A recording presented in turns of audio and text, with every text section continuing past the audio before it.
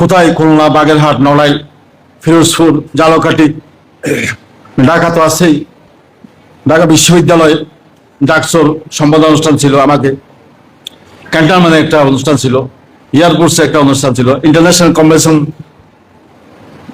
সেন্টারে একটা প্রোগ্রাম ছিল মাননীয় প্রধানমন্ত্রীর উপদেষ্টার সাথে।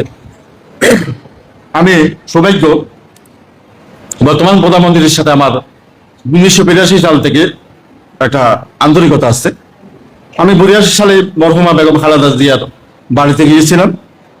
একটা স্মৃতি বলি ওনার বাসার, সেটা হলো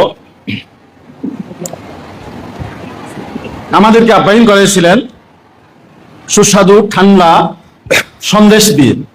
তিনি নিজেই পরিবেশন করেছিলেন, আমাদেরকে আদর করেছেন। তো তার আগে তো ফ্রিজ দেখি নাই, ঠান্ডা খাবারও কোনোদিন খাই নাই। তো আমার মনে হচ্ছিল বেহেশতের খানা খাচ্ছি। প্রথমবার খেলাম ঠান্ডা সন্দেশ, এটা বেগম খালেদা জিয়ার বাসায় খেয়েছেন।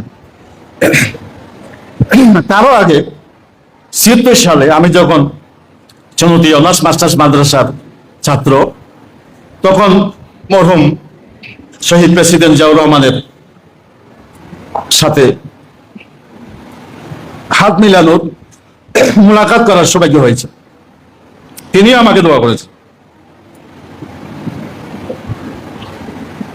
আরো উল্লেখ্য যে এটা অনেকেই জানে না, তিনি আমার মরহুম আব্বাজান এই স্কুল যার নামে ওনার মুরিদ ভক্ত ছিলেন, এটা অনেকে জানে না।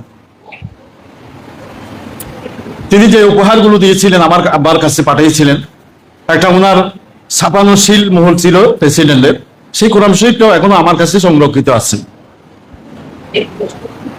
এটা মেজর জেনারেল নুরুদ্দিন সাহেবের মাধ্যমে পাঠিয়েছেন। এবং যেদিন উনি শহীদ হয়েছেন ওই দিন চট্টগ্রাম বাইতুল শরীফ আসার কথা ছিল। যাই হোক, হায়াত মত এটা সব আল্লাহর ইচ্ছা। আগামীকাল আমি বাঁচবো এটার কোনো গ্যারান্টি নেই।